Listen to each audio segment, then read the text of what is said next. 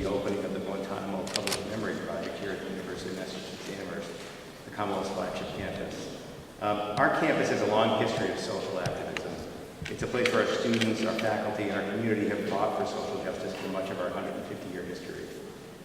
That's why we're so pleased to be among the select group of universities chosen to host this exhibit. We're honored to have Professor Akhil read Amar here from Yale University with us, and also my old colleague and friend Jameel Jaffer from the ACLU. I'd also like to recognize Professors Max Page and David Glassberg, and most importantly, their students, for their work to bring this important exhibit and program here to UMass Amherst. The topic that's going to be explored today, the clash between national security and civil liberties, is of critical importance to every one of us and strikes at the heart of who we are as Americans. The U.S. naval base at Guantanamo Bay, with its history as a U.S. outpost in communist Cuba and an occasional site for detention of refugees from both Cuba and Haiti, has always been a place where our values have been tested. But nothing comes close to its status today as a place for indefinite detention, the suspension of constitutional rights, and the abuse of prisoners. And sadly, because these abuses have been going on for so long, many Americans have become complacent. They've tuned out.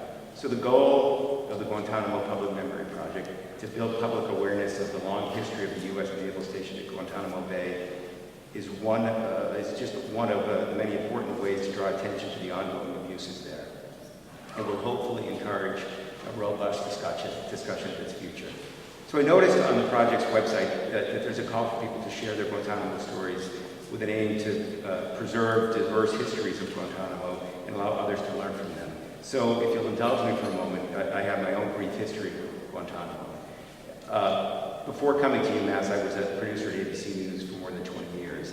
And my first trip to Guantanamo was in the mid-1990s when Haitian refugees were being held there to prevent them from landing on U.S. shores. Then in later years, I traveled to Yemen to cover the investigation into the bombing of the USS Cole. The accused perpetrator of that attack has been in Guantanamo for 7 years now without trial. After covering the war in Iraq and the so-called war on terror for locations across the Middle East, I left ABC. And in September 2007, I took a position at the ACLU, where working with Jameel Jaffer and the ACLU's National Security Project, I became fully immersed in the issues of Guantanamo.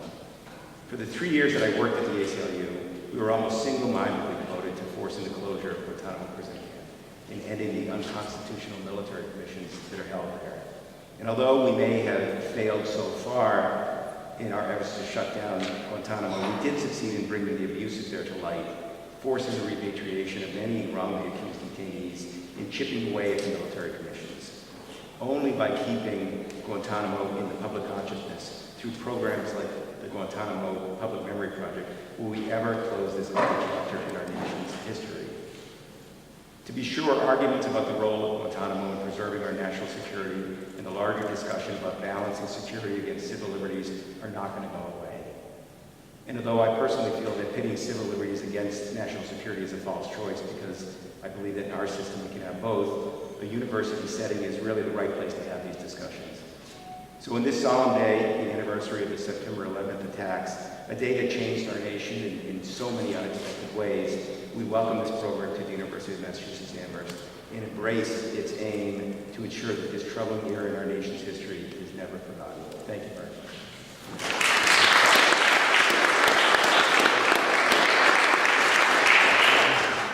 Thank you, John. Welcome to this opening event and opening panel in this month-long dialogue about Guantanamo. I'm Max Page. I teach the architecture program, and with David Glassberg, my colleague in history, and with a number of students who will be recognized in a moment, we have been working with the Guantanamo Memory Project on this exhibition and series of events. And I just wanted to echo what John said, and really, I'm very proud of our universities and the different ways that we're remembering this day. In Boston, one of our important history department alumni, Ken Feinberg, is giving a lecture about his role as the special master in the 9/11, in compensating 9/11 victims as well as victims of the Boston Marathon bombings, Hurricane Katrina, and the oil spill in the Gulf. So really, a really important figure. We're also having a vigil in honor of those who died. And we're also launching this open dialogue about a very important and troubling legacy of 9/11. So that's I think that one of the central justifications of a great public research university is to provide a space for that open discussion of contentious issues of national and international importance. And I like to think that this exhibition and series of panels over the coming month responds to that call. So UMass Amherst is the first place in New England to display this exhibition that has traveled now several different sites around the country and will travel several more over the coming year. And Why Guantanamo, as its title, introduces visitors to the full story of Guantanamo as a Cuban city, U.S. military-based humanitarian refugee center, and a controversial prison where suspected terrorists have been incarcerated, sometimes tortured, and often held without trial and legal counsel. The continuing debate over that place is one of the most contentious issues that we read about virtually every day in the paper. Our students, and David will talk about in a moment, chose to research and design one panel that you'll see in the Herter Gallery. And I urge you, after our panel and questions, to go over to Herter Gallery to see the exhibition, and there will be a reception there. And you can participate in the vigil before or after you do that. So the panel that they researched was, where is Guantanamo? A very simple question, you would think. But actually they found out it is, of course, not such a simple question. It's a place at the southeastern corner of Cuba where American imperialism got its start in the early 20th century. It's also where hooded men are rounded up from throughout the Middle East and have been shipped to be held there without trial or accusation for years and years. It's a naval base where thousands of young American families lived as a American suburban dream in the 1950s and 60s. There's no place like Guantanamo. People advertised about that place in the military. It's also the name of a Cuban city where people live under very different circumstances. Guantanamo is legally a part of the United States, and Guantanamo is legally a part of Cuba.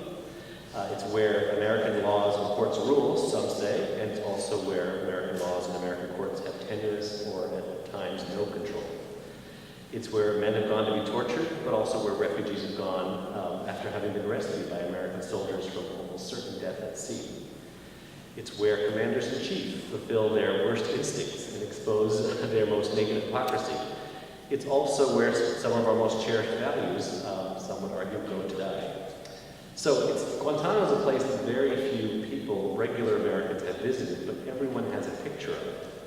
It's seemingly very far from the U.S., but it's also at the center of our image of ourselves as a nation of laws and ideals. So as much as the nation has tried to put Guantanamo at a distance, and that is its purpose, is to be this place away from our land, the truth is that we are really very much a part of that place. So my colleague, David Glassberg, will talk a bit about how UMass has been involved in this national effort and the students who were involved.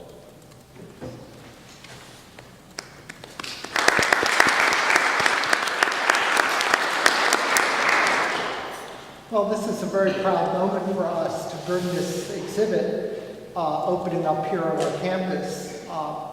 To give a very brief history, about 2 years ago, a little more than that, Liz Sevchenko, who is the director at that time, I think, of the International Museum of Sites of Conscience, which is an organization that is interested in really the history of human rights and historic sites, approached us and said that she was putting together this exhibit on the history of Guantanamo that was going to consist of panels, each one done by a different public history program across the country.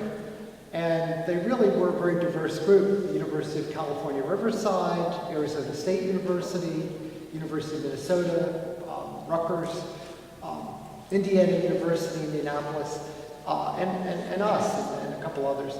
And we've been really fortunate that we've had this connection, and actually because we geographically are probably the closest, or one of the closest programs to New York City, we actually had the opportunity to go down and meet with designers and do other things in form of involvement as this went on.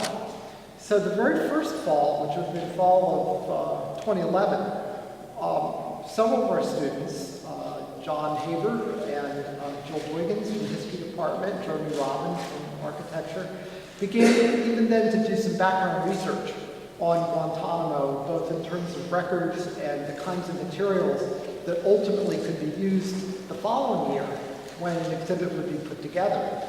And then, of course, in the fall of 2012, we were all under deadline to actually produce an exhibit that was going to open in New York City in December 2012. And I think that the students got a lot of experience working with a tight deadline. And I'd like to acknowledge John Dixon and Mariana Davison and Amar and the Kate Weatherby. And actually, some of them are here, so if you want to stand up to have our applause, you can do that.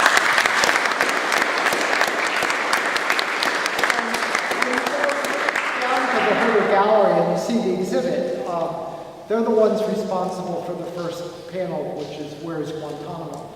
And I think you'll enjoy the others and how the whole project came together. Finally, I'd just like to add that tomorrow, the university is going to be having an all-day conference on the issue of engaged scholarship and how we can essentially take the scholarship we're doing on our campus and make connections with the broader community, broader society. And I can't really think of a better example than what we've done with Guantanamo, where we've taken a project and applied our academic talents to really an issue of pressing social concern and also a political concern, and have the results out in public for everybody to see. So I'm very proud that we'll be doing that. And I'm going to bring Max back on because he's going to introduce our speakers today.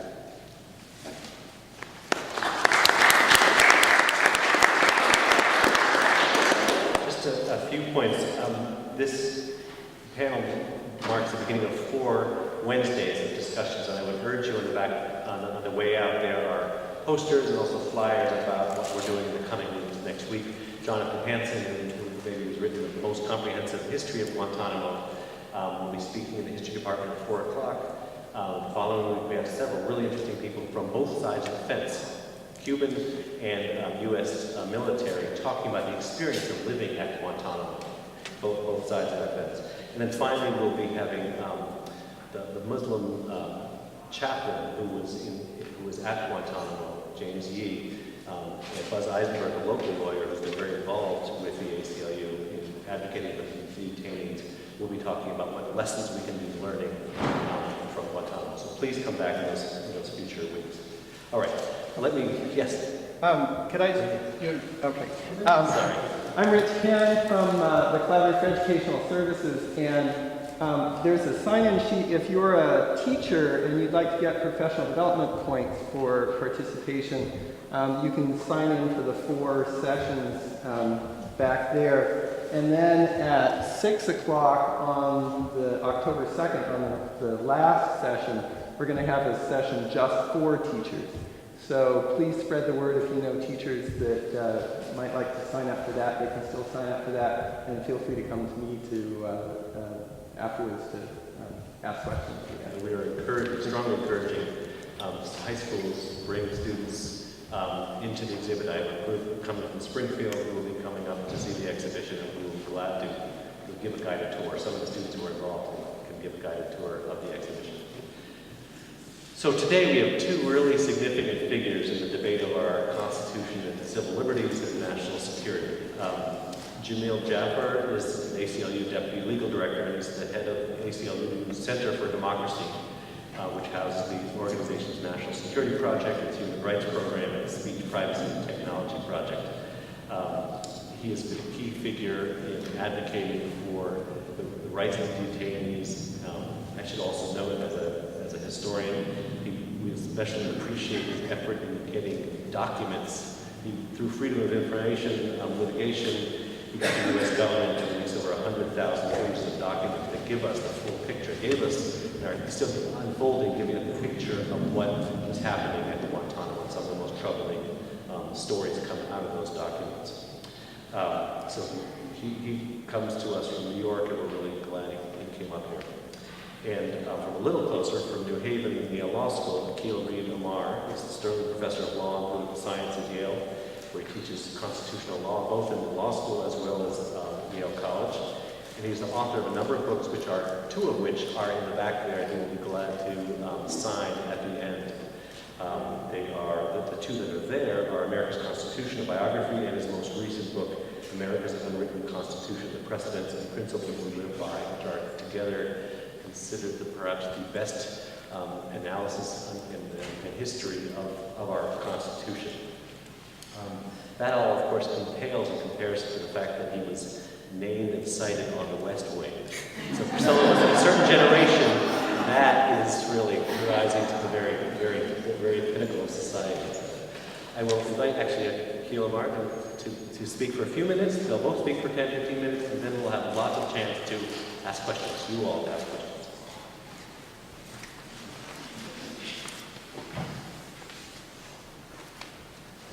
Thank you so much for inviting me on this extraordinary occasion. This is my first visit to the campus, and I'm really grateful that you all came out. I want to talk a little bit about the larger constitutional context of a specific conversation about Guantanamo. And I want to tell you basically three big things about our Constitution. And each one of those three big things, I think, has a Guantanamo connection. We meet on a very solemn day, 9/11. Mid-September is also, and has always been, a particularly significant time of year because the Constitution was unveiled, made public in mid-September of 1787. So in fact, September 17th is known as Constitution Day. And I want to tell you one thing actually about Constitution Day in particular. It's one of my three big points that I want to make about the Constitution. Here are the three. That this Constitution that emerged in mid-September, 226 years ago, when it was unveiled in Philadelphia, this document, here are the three things. It was far more democratic than we generally acknowledged in context for its time. Far more pro-slavery than has conventionally been admitted, and much more about national security, geography, and geostrategy than many of the standard stories had allowed. So more democratic, more slave-ocratic, and more about national security. And each one of those things actually has a Guantanamo connection, I think, and I'll try to highlight that. If you forget the themes of this lecture, just open your wallet. I know everyone all the time asks you to open your wallet, but we'll go to an ATM and you will see Andy Jackson. And the Constitution, unsurprising, leads to Jacksonian America. He is the dominant figure in antebellum America's history. That's the essence of the Constitution. He is a Democrat, small d capital, low-born, man of the people, a party that he champions, which is the dominant political institution in antebellum America, is the self-described capital D Democrat Party. But he's also a very proud slaveholder. You can be both. See, a Democrat and a slaveocrat. And this world will die in the Civil War. And we celebrate also in mid-September this year the 151st anniversary of the Emancipation Proclamation, which issues on the 75th anniversary really of the Constitution. Very interesting. September of 1862. So, Constitution is more democratic than you thought, more pro-slavery initially, and that vision. Our Constitution is not the same as the founders. That system died and was reborn in the Civil War. We experienced a new birth of freedom out of the ashes of that horrible conflagration. A new order emerged. That's what Mr. Lincoln was saying when he says this nation shall have a new birth of freedom. When he was called upon to sort of remember on a very solemn occasion the meaning of all this death, that's what we today on 9/11 do reflect on the death and devastation. So more democratic, more slave-ocratic, and more actually about national security. Andy Jackson, he's a general, and he can beat the British, and that's why he becomes president of the United States, just like George Washington. You see, the general can beat the British. And every early president, actually, every single elected president until Abraham Lincoln, with only one exception, is either a battlefield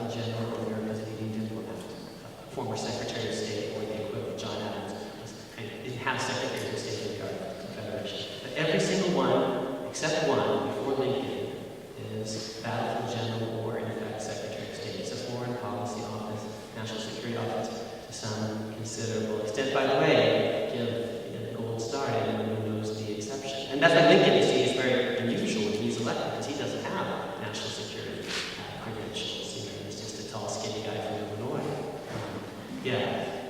Tall, skinny guy from Illinois gives a good speech. Has to be a wartime president, even though he doesn't really like that. Yes, okay. But by the way, who's the exception? The one president before Washington elected president who's not a general or a diplomat? Jefferson was Secretary of State. Madison was Secretary of State. James K. Cole. Now, what does that have to do with Guantanamo? You ask? Here's the point. So I'll give you the larger constitutional context, and then Jameel will tell you about, I don't want to speak for him, but I suspect he's got a lot to say about the present, about which I have sort of less to say, because I'm kind of in the story by disposition. So I'll tell you about stuff that happened before, but you need to understand that to understand the present moment. Democracy is good. It was good that this was democratic. 226 years ago, in mid-September, what was unveiled was a document that began with words "we the people," and actually meant that more people were allowed to vote on how they and their posterity would be governed than had ever before been allowed to vote on anything. Property qualifications were eliminated or reduced in 8 of the 13 states, and nowhere raised. In New York, all adult free male citizens were allowed to vote on whether we should have a constitution. No race test, no religious test, no literacy test or property test. It's pretty striking, and the world would never be the same. We the people, indeed. It was actually pretty it was the hinge of human history. Before 1787, almost no democracy on the planet.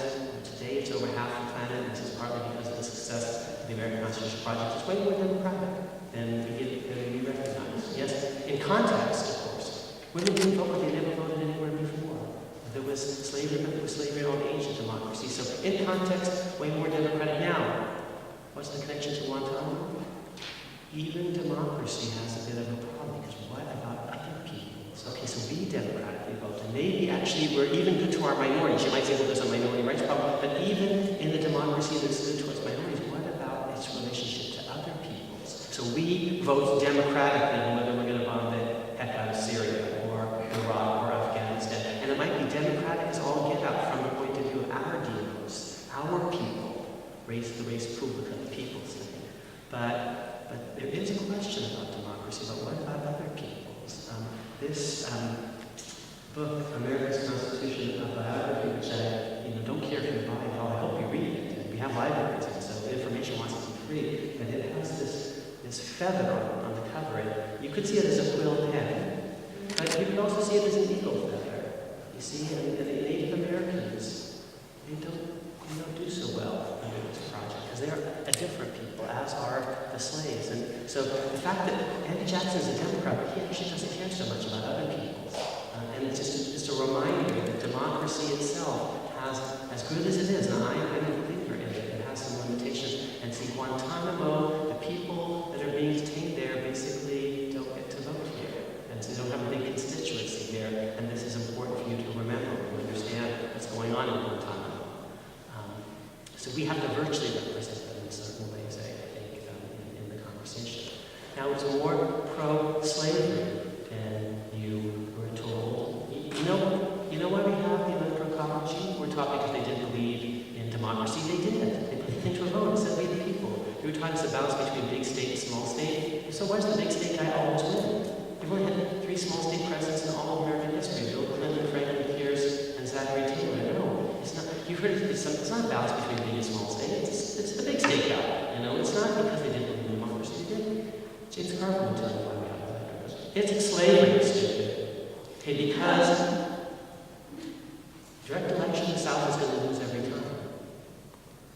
Electoral college, the South is going to get to count the slaves with a discount, 3/5, but it's going to get to count the slaves. And who is the first president from Virginia? It's a big slave state. And for 32 of the first 36 years, it's a plantation-holding Virginian, slave-holding Virginian. So the Constitution is deeply complicit with slavery. It's possible to be both pro-slavery and pro-democracy. The ancient Greeks had both, because slaves were seen as the other.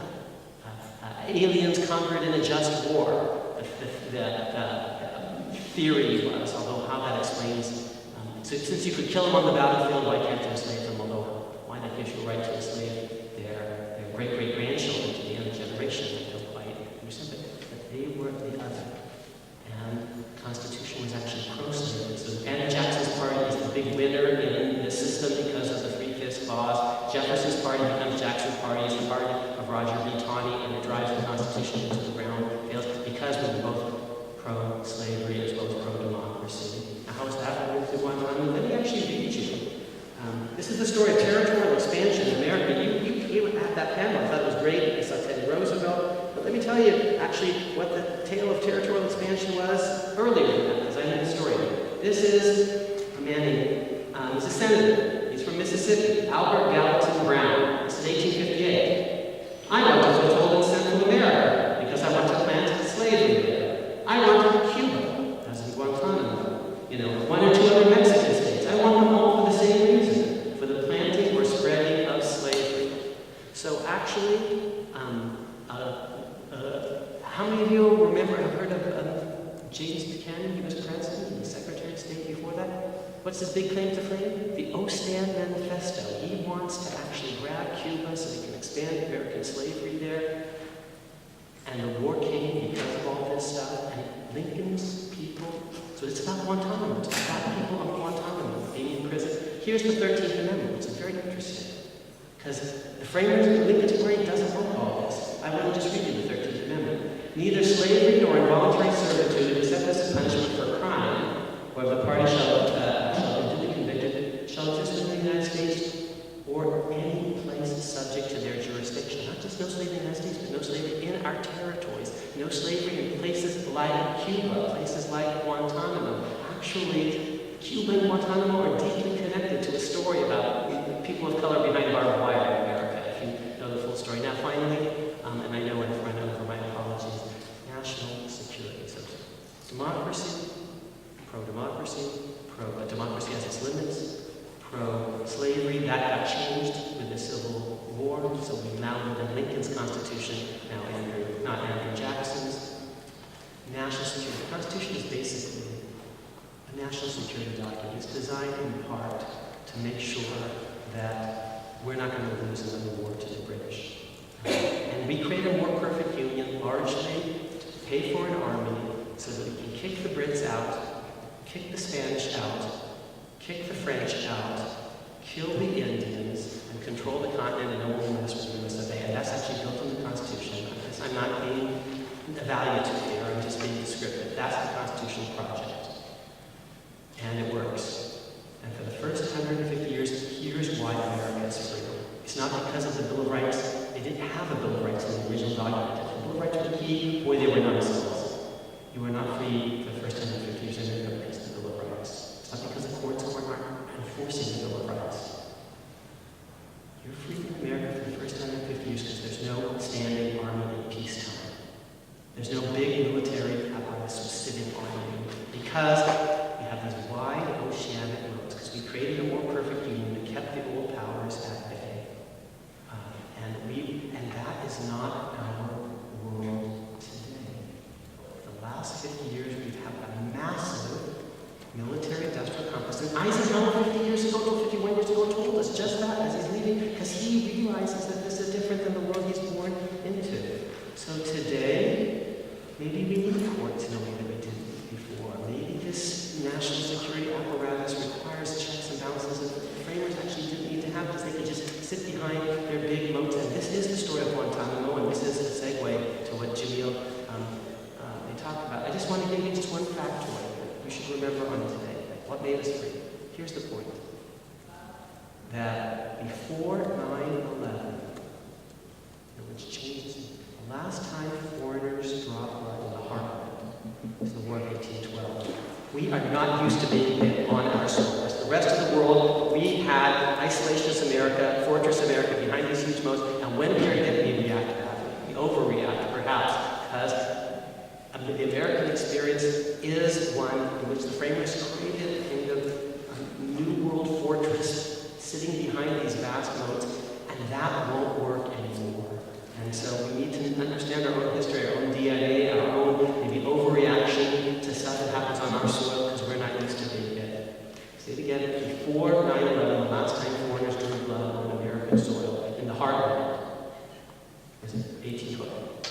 Harbor 20 million toward Russian style. Berlin is in rubble, firebombing from Dresden, bombs over Britain, Paris is occupied as only Pearl Harbor. See, America is free for most of its history because of its vast oceanic moats. That doesn't make sense anymore. We are in a new world order, and maybe we need more involvement of courts, more involvement of Americans trying to protect folks who aren't American and their rights, more Jameel Jaffer, and I give you him now. Thank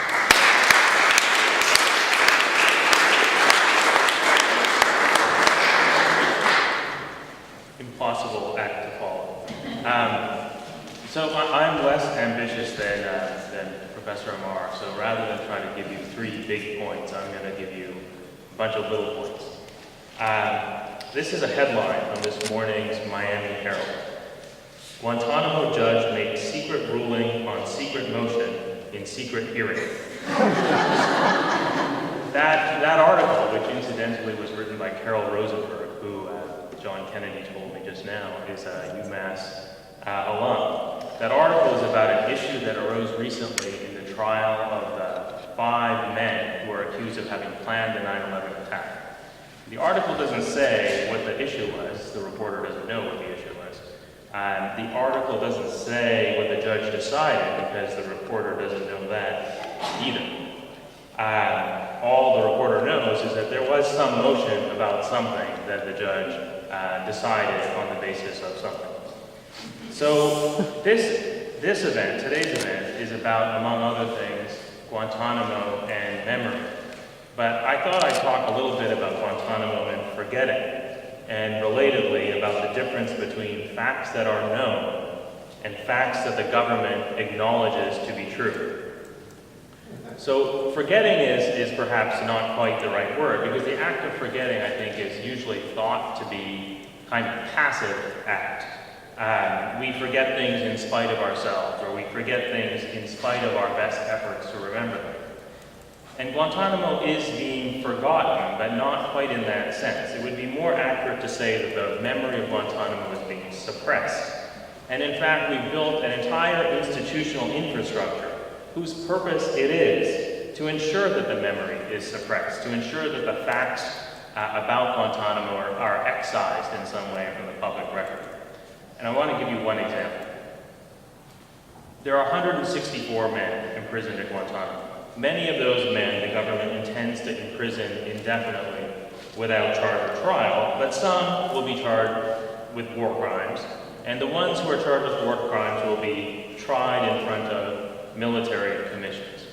And the military commissions are convened at Camp Justice, it's called, a collection of prefab structures built on a former military airfield just a few miles from the detention center.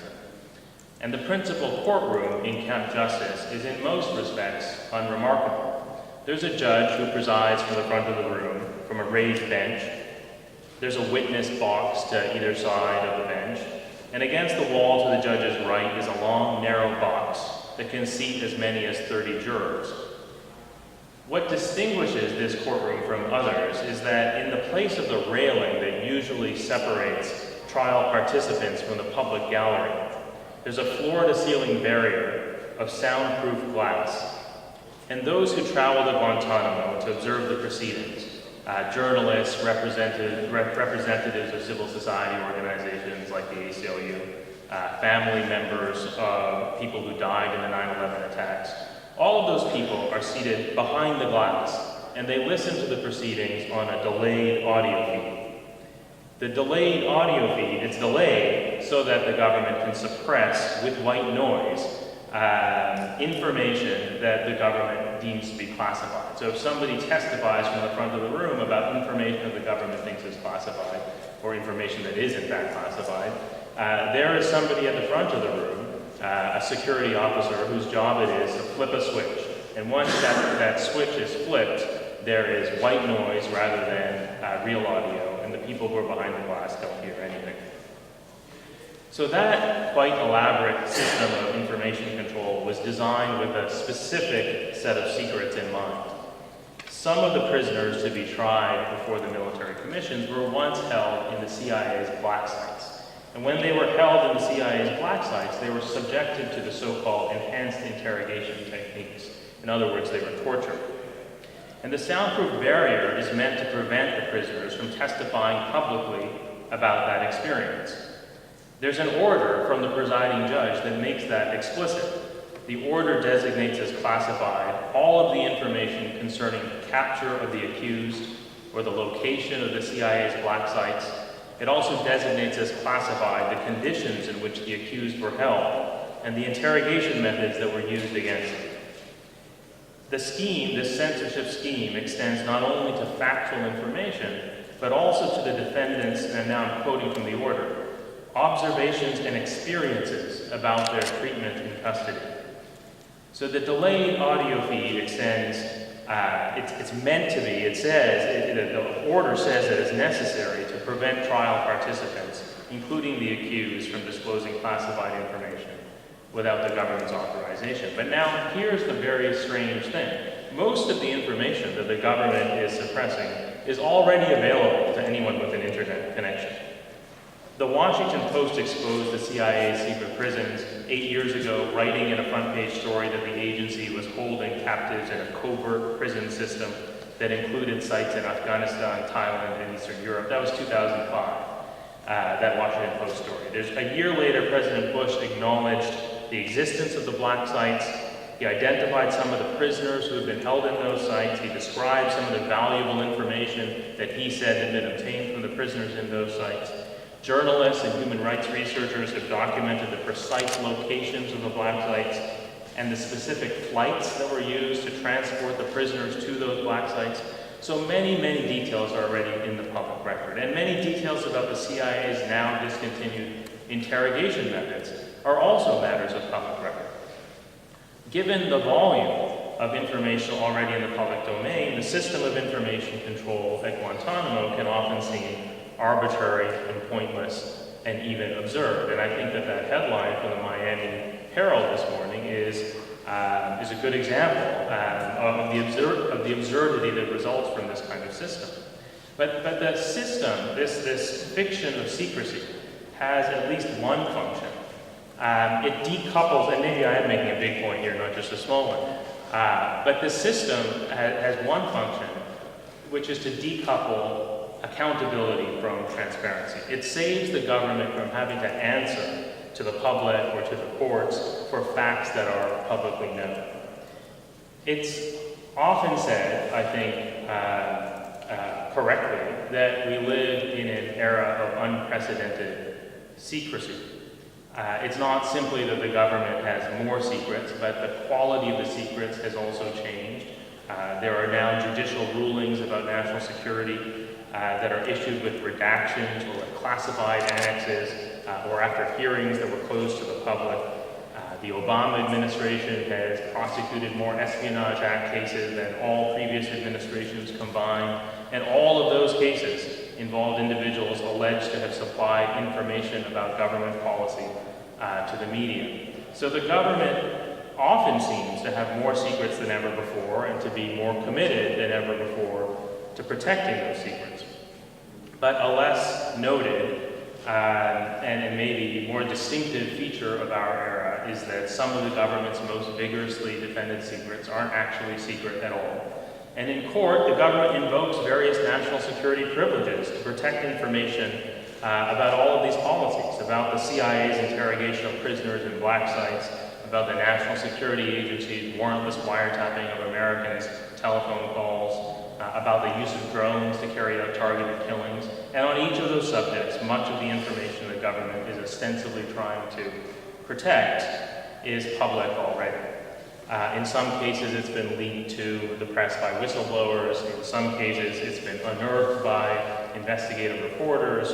And in still other cases, it's been released by the government itself. That is, by government officials speaking anonymously to reporters, or even speaking in their official capacities on the record. And if all of that information is secret, as the government says it is, it's not secret in any ordinary sense of the word. It's a secret only formally, only officially. It's an open secret, or what Donald Rumsfeld might have called a known unknown. Or maybe, given today's topic, you might say that unofficially this information, this history is remembered, but officially this history is forgotten. And in fact, there's a judicial doctrine called the official acknowledgement doctrine that gives legal significance to that distinction, a distinction between facts that are widely known and facts that are officially acknowledged. And that doctrine has led to the dismissal of a whole slew of legal challenges to the government's national security policies. You might say that the doctrine decouples transparency on the one hand from accountability on the other. It's public knowledge that the CIA is carrying out targeted killings. It's public knowledge which flight services companies were used by the CIA to carry out these renditions. And now it's public knowledge that the NSA is engaged in all sorts of surveillance of Americans' communications. The problem isn't that these facts have yet to be exposed, but that the exposure of the facts has been, at least in some important sense, inconsequential. The government continues to treat the facts as secret, declining to answer for them in the courts or in the court of public opinion. The facts are known, but they're not judicially cognizable. They're remembered by the people, but they're forgotten or denied by the government. And that fiction of secrecy permits the government to argue that the court should dismiss all of these cases on state secrets grounds, even though in each of those instances, much of the information that is purportedly secret is already in the public domain. So, we often take for granted that transparency promotes accountability, that sunlight is the best of disinfectants, and that the mere exposure of government abuse will be sufficient to ensure that the abuse is eradicated. We often take for granted that transparency will be enough, that remembering will be enough. But of course, there's no natural law that requires accountability to follow from transparency. If government officials have to account for their actions, it's because the courts and other institutions and the people compel them to do so. And right now, I would say that this is not happening. The headline in today's Miami Herald is evidence of that. The military commissions at Guantanamo, and this is true, I think, of the federal courts more generally and of Congress as well. These institutions are dedicating much of their energy not to exposing the facts, but to suppressing them. They're dedicating their energy not to holding officials accountable, but to shielding those officials from accountability. Needless to say, I think that it's important that we remember Guantanamo, and I think that the exhibit is excellent and worth seeing if you haven't seen it already. I think it's crucial that we create a record of what took place at Guantanamo and what's taking place at Guantanamo now. But the one thing I would say about remembering is that it's not enough, and that what we need to do, we need to think about what to do with the information we have. To a large extent, we already have all of this information that the government continues to claim is secret, and then many people continue to pretend is secret. We have the information. It's a question of what will we do with it. So I would just encourage you, in addition to remembering, make sure that your representatives in Congress know that you care about these issues, that you want something to be done about it. President Obama has the power now to close Guantanamo. He has the power to transfer prisoners to other countries. He has the power to charge prisoners whom the government believes have committed crimes. He has the power to close Guantanamo, which is what he promised to do in one of his first acts in office. Thank you for inviting me, and I'm looking forward to the conversation.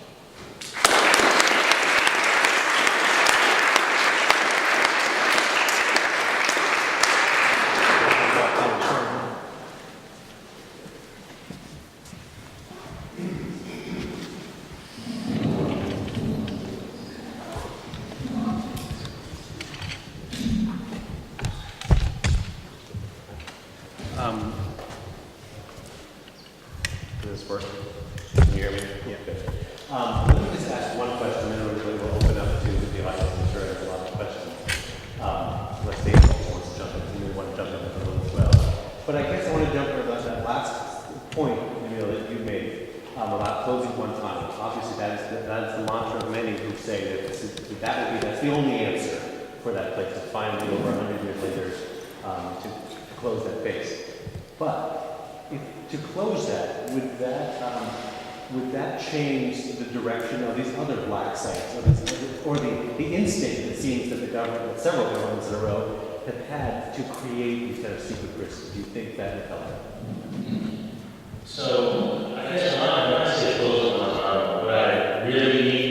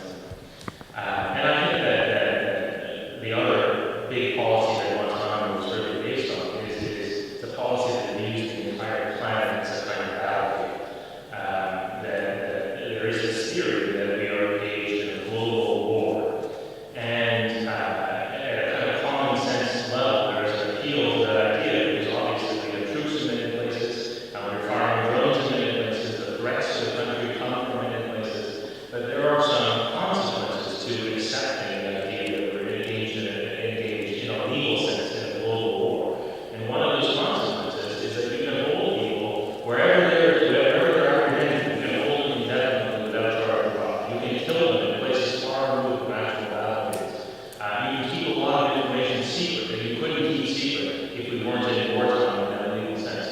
And so when I say close Guantanamo, I'm thinking about all those policies and not just the physical base. David, do you want to ask the question? Actually, I'm going to hold off because I'm going to hear the audience. I do have a few, but I'm going to All right. Question.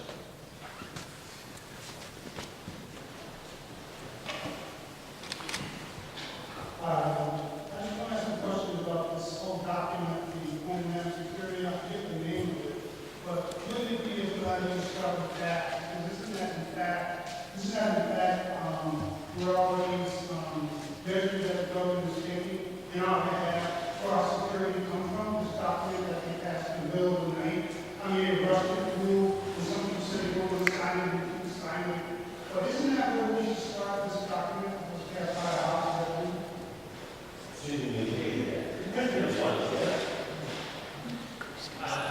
I'm no fan of Patriot Act, but I think that there's an impression out there that all of these policies flow from the Patriot Act, and that's not entirely true. The Patriot Act is responsible for some of the surveillance policies that we have seen exposed over the last couple of months, and the provisions of the Patriot Act that allow those policies to be put in place, I think should be reconsidered. But a lot of these other policies that at least I was alluded to, the targeted killing policy, the indefinite detention policies, they have nothing to do with the Patriot Act. They come from other sources. I wish it were as simple as repealing a specific law. And there are certainly some laws that in my view ought to repeal, starting with the Patriot Act surveillance provisions, but including the Vice Amendments Act of 2008. Ultimately, there's a philosophical argument going on that has led, not a philosophical but maybe political argument going on, has led to the adoption of these laws. And I think we need to engage not just at the level of specific legislation, but also at this deeper level.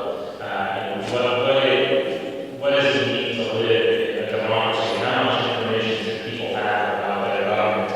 Does it matter that we are in this global struggle against terrorism? Does that mean that we need less information about the government, that we should have less information, that we should have more information about the government? So those kinds of questions, I think, are at least as important as questions about specific legislation.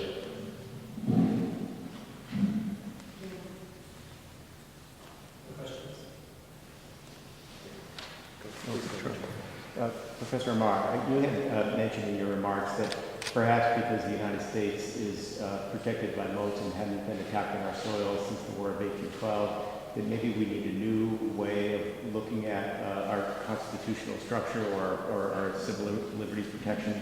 Is that a rhetorical statement, or do you have any thoughts on that? So here's the challenge for the students here.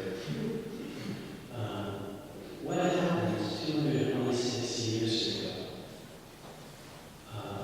As I said, I think it was an engineering history. Before, it's either one of 1786 or 1785. Back to recorded history, basically, the history of the world is history of thugs.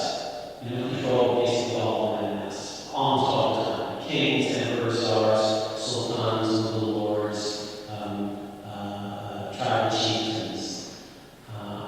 And in 1787, apart from the America, people really self-governing or just any piece that was going to be the British, although they had a hereditary monarch and House of Lords and massive ecclesiastical structure. They had some self-government, they had some cons and something, they had a great job.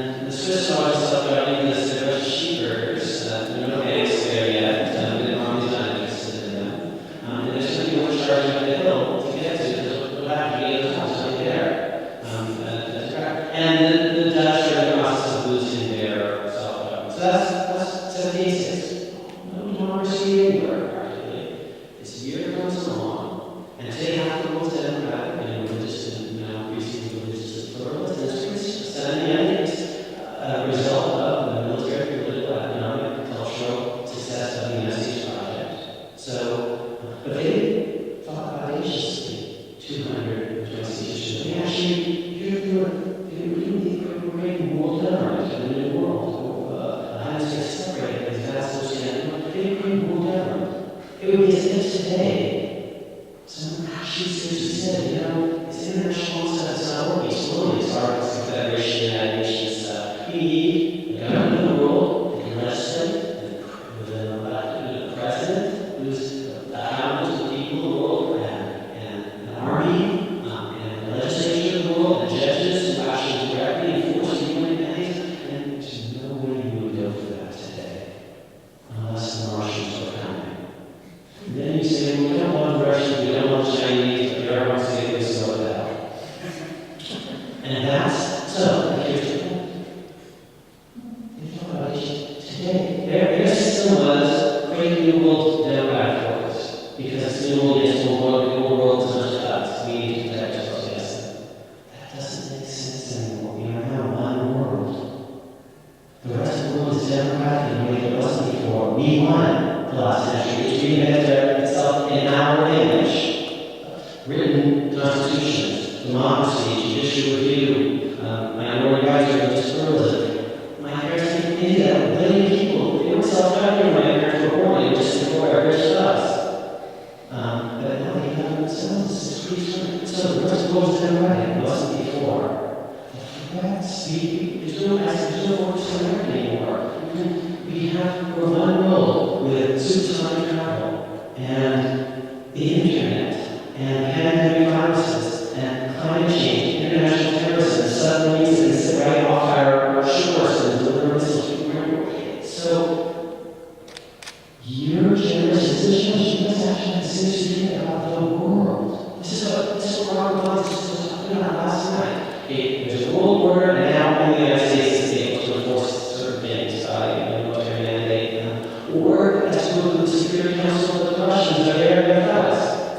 They have vetoes. So you need to think seriously about how world structures are going to need to be rethought. Right? It needs to be people on the Security Council for a member.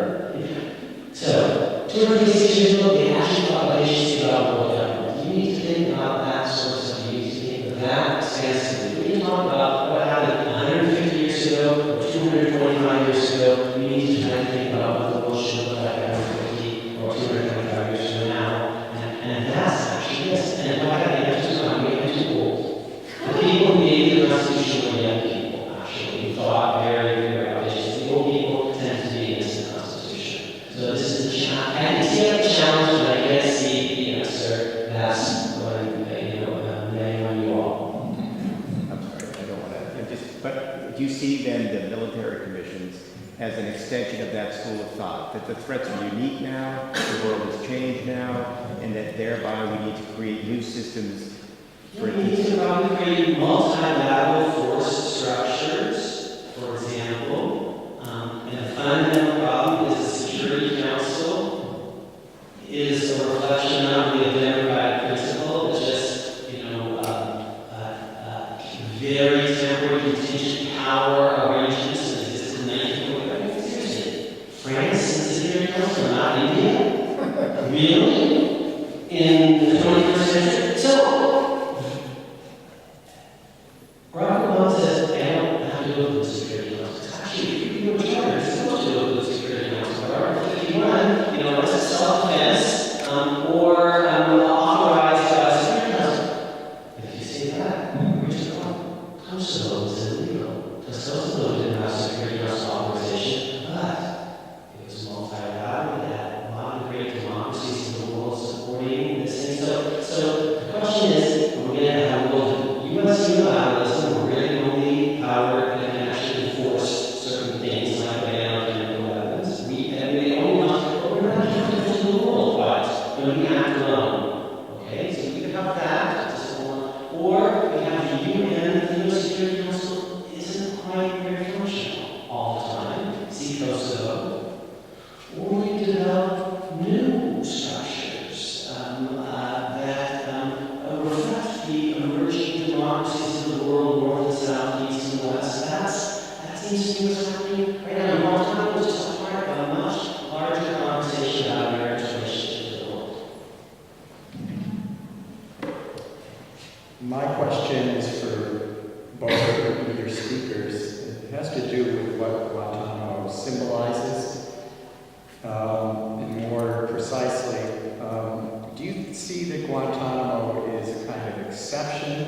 in our human rights regime, or is it an indication of an erosion of human rights trend? And if we consider the growth of gay rights, it seems like there's a rights expansion. But I'm also wondering if there isn't some process of erosion that goes beyond feeling more vulnerable internationally, security-wise. Also, when we talk about the external world, I try to bring in our world, which is the world of academic disciplines. And sometimes I feel that the idea of what a human being is, that people are learning through the academic disciplines, is not actually one that helps to underpin human rights. And I could get more into that, but you're both teachers and probably know what I mean. But you could choose to focus on the erosion question if you want to. Is there a broader erosion of human rights in Guantanamo, or is it a single event? So, how did rights advance in America? Here's one quirky thing. Actually, many of America's wars have been battle for liberty, but not so. I mean, but actually been for equality. During the American Revolution, people didn't have property got to vote because they fought the American Revolution. And during the Civil War, black men had the vote because Denzel Washington stood there with Matthew Broderick, in that movie, in Massachusetts 54. And black men, illiterate, uneducated black men, former Senator North to vote for educated white women from Smith, not William, because they fought on the battlefield of Oregon. And women get the vote in World War I. That's a war issue. Liberals and goes to the Senate and says, actually, we need women voting because they're actually supporting the war after the home front, and it goes to the river or along the left. And, in my lifetime, it's 18 months to vote because if we're old enough to die in Vietnam, we're old enough to vote on how that war should be run. How did this start with the civil rights 50 years ago, the March of Washington? Why? What was one of the things that actually helped blacks make huge advances in the middle of the 20th century? Well, part of the Cold War was trying to win the hearts and minds of people in Africa and Asia, and so we're going to need to do something about American apartheid in order to win that Cold War. So there are interesting, often geostrategic and foreign affairs connections to even sort of the domestic civil rights struggle. So why have gay people gotten so far so fast? Well, one thing is we actually, not drafted, more people have signed up than other states are signing up, essentially be gays in the Army. And if gays are in the Army, more we should be allowed to have other rights too. And no one looks bad, and we're going to have the interest of everyone in America over the next 10 years, and that's just not very hard to see. How happens this combination of judicial action and popular protest? So things are happening, and so now what I don't see is what the coalition is in America quite. This is why he's so admirable, because he's kind of out there on his own, because most Americans don't imaginatively connect, I think, with folks who want to. They might say they're gay. Oh, Russia's bad, it's bad to gay. So Iran is bad, it's bad to gay. I'm gay, or my sister is gay, or my friend is gay. But I'm not sure that there's the same imaginative connection to these people. And part of it is maybe we don't see them. I think what you said in transparency, civil rights movement has been just the television cameras were there, and you saw gold Connor's jaws. Or when the horror of the Vietnam War came into your living room, or Rocco said, you saw the pictures of what happened, and we're not seeing that. I don't know, I was talking about Well, just on the last point, about are we seeing these people, are we seeing these abuses? Just one anecdote, and John kind of knows all about this because he was at the ACLU when this happened, but after the upper grade photos were disclosed or published by CBS News and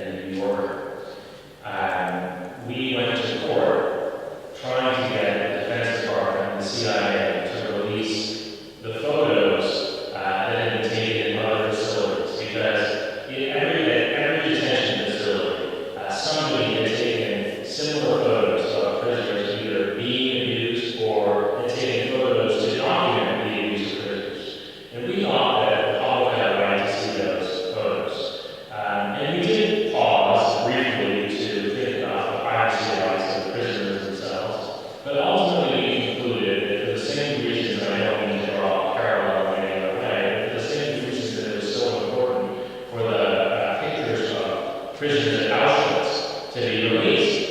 In spite of the privacy rights of those prisoners, it was important for the photos from these detention centers to be released again. And again, I'm not making another parallel. So we went to court and asked for the disclosure of the photos, and we won in the district court. We had Judge Akhil, who was a former Judge Advocate General, ruled in our favor, saying, I am sure that these are unpleasant photos, they may be embarrassing to the military, they may actually show criminal conduct, but the public has the right to know what happened. And the government appealed it to the Second Circuit, to the Court of Appeals in New York.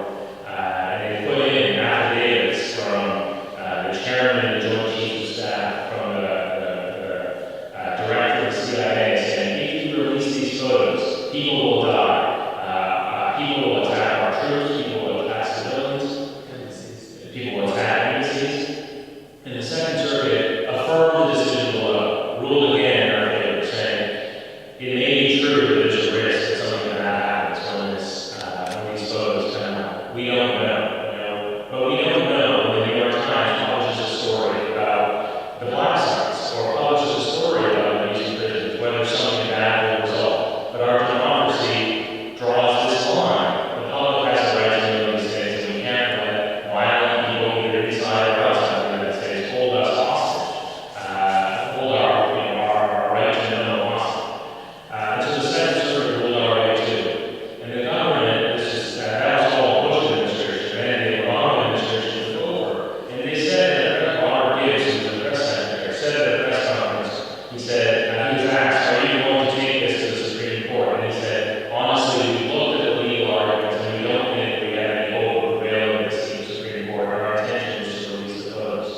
And when he said that, Senators McCain, Lieberman, and Graham introduced legislation to retroactively carve out these photos from the scope of the Freedom of Information Act. And they did a sort of full court press trying to get Congress to adopt the legislation. And ultimately, Congress did. Congress enacted a bill which has this Orwellian name that I can't remember right now, a bill that carves out all of those photos that we use from the scope of the public's right to know.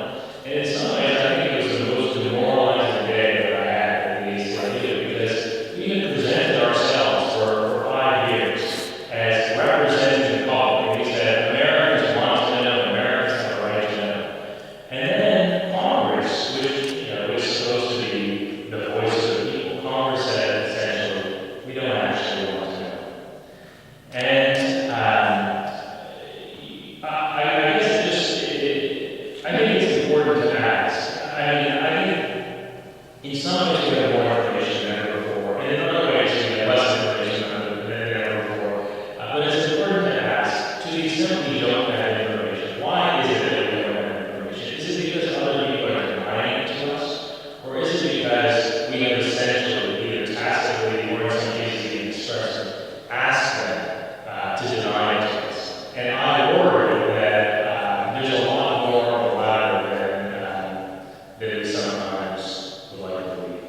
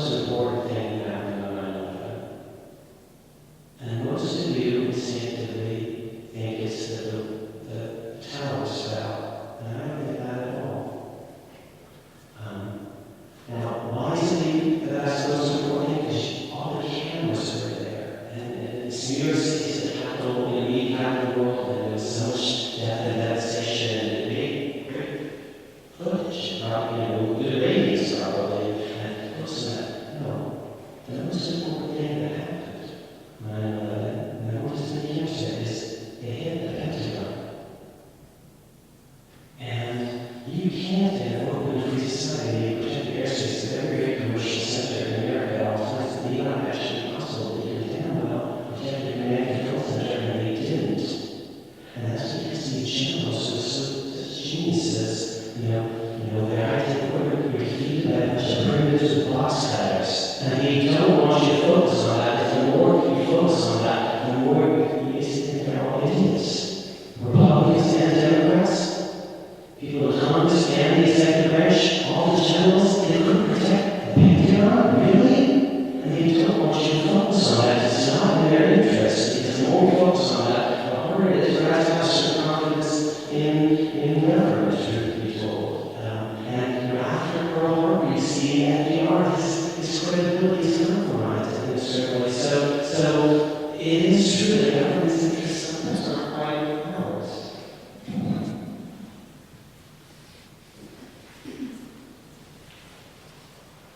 I'm excited. I have two questions. One's related to history and memory, and the other is related to activism and education. The one question is, remember in 2010 there was sort of a moment where we were all hoping that there would be civilian trials for the non-violent terrorists or other people involved in Guantanamo Bay. Something I think a lot of us have forgotten. So what's the history of those trials that are being moved to civilian courts? And the second is sort of in activist circles, there's been talk about how we can best address sort of this current issue of Guantanamo Bay. Something that's often talked about is whether Guantanamo Bay is of importance still. The Obama administration, because rather than capturing our enemies, we killed them through extrajudicial execution with the use of drones. And how do you sort of relate these two issues? Civilian trials and drones. Well, on civilian trials, I think that the Obama administration's intent at the beginning was to try the 9/11 defendants, the men who were charged with having planned the 9/11 attacks, to charge them in ordinary federal criminal courts, not in military commissions. And I don't think that was their intent because they're especially sympathetic to human rights, although some of them are. I think that the reason the administration wanted to try them in ordinary criminal courts is because ordinary federal criminal courts have a lot of experience dealing with complicated criminal cases, including cases that implicate national security. And in fact, over the last decade, there have been something on the order of 500 terrorism cases prosecuted in ordinary federal courts. Most of them, I'm not saying this is a way to evaluate whether they're effective or not, but one, I think, relevant point is that most of those trials have ended in conviction, and most of the convicted terrorists were sentenced to long prison terms. And so the administration thought, this is the place to do it. Here's where we can do it well. These are complicated cases. We need people with experience. We need a system that has been tried. But there was, on the other side, the feeling that trying these people in ordinary criminal court would somehow undermine the theory that we were at war. And if we're at war, then we ought to be trying these people, the theory went, in military commissions and not in the same criminal courts that we use for run-of-the-mill criminals. And so, even after the administration, the Attorney General, Holder, at one point announced that they were going to move these trials to the United States and try the 9/11 defendants in New York City, in what would have been the shadow of the World Trade Center. And there was such a backlash that the administration backed down. And I think part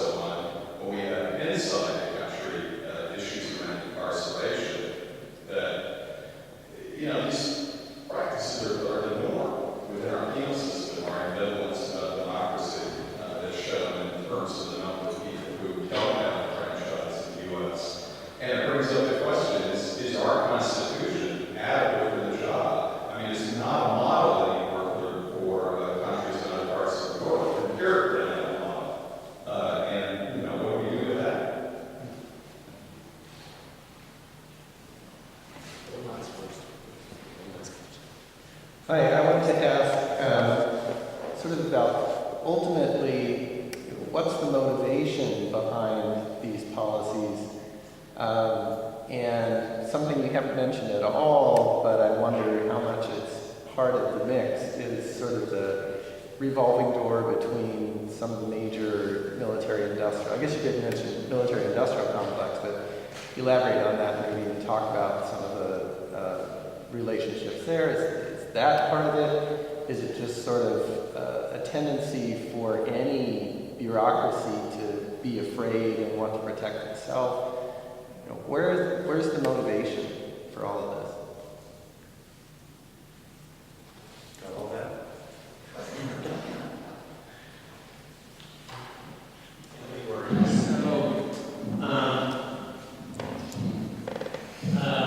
Connecting back to the drone question, from the military's point of view, you see a drone, I think it was Patton in the movie, said,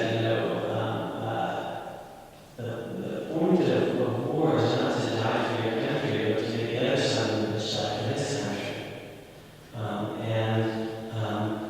Drones are asymmetric warfare because we can kill them and they can't hit us. The most fundamental law on our side is the law of gravity. We're out there, down there, outweighing or remotely piloted from thousands of miles away. So we can hit them, they can't hit us. And you can understand why the military might, from a self-interest point of view, want to protect its country. And it raises the moral questions. Is that fair fighting? When you inflict red deadly force on someone else, do you have to risk symmetric counterattack? I actually don't think that's a moral principle that other people have, so are you. So the military is going to often, well, except there's some people who in the military who hate war. George Washington was really chastened by the experience of having watched people time when he was watching.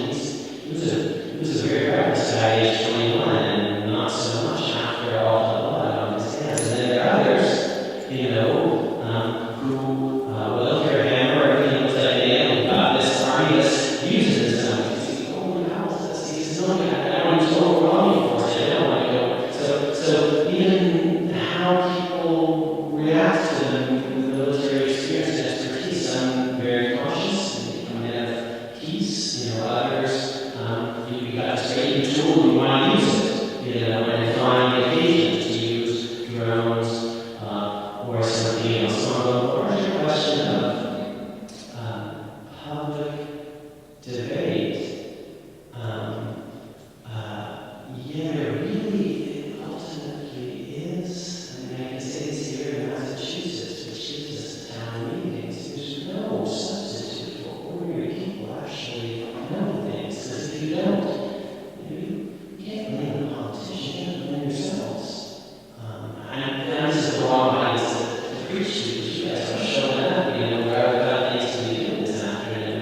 But old-fashioned bottom line system does not work if ordinary people do not take it upon themselves to actually learn stuff. And you're right, you can't always just read the government press releases as they finally on slavery. Because here's what we have to do. You have a lot of people behind bars, and in places like Texas, here's the kick in the head.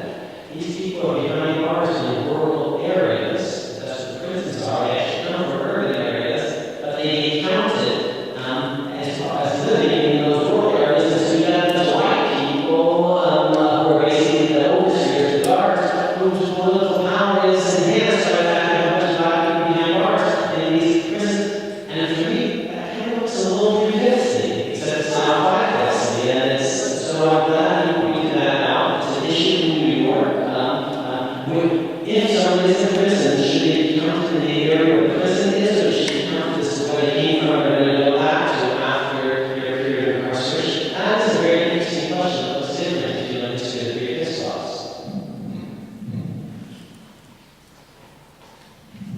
The only thing I would add about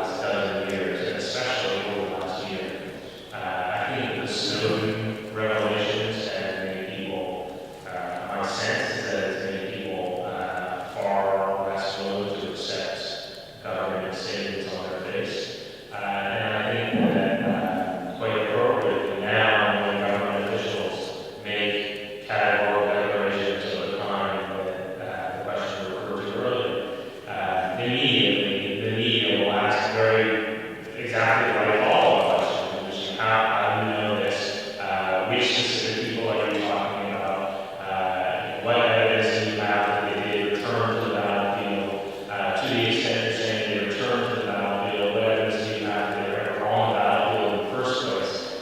Or is what you're saying that Guantanamo radicalized? I mean, all those questions get asked by mainstream reporters at the White House press conference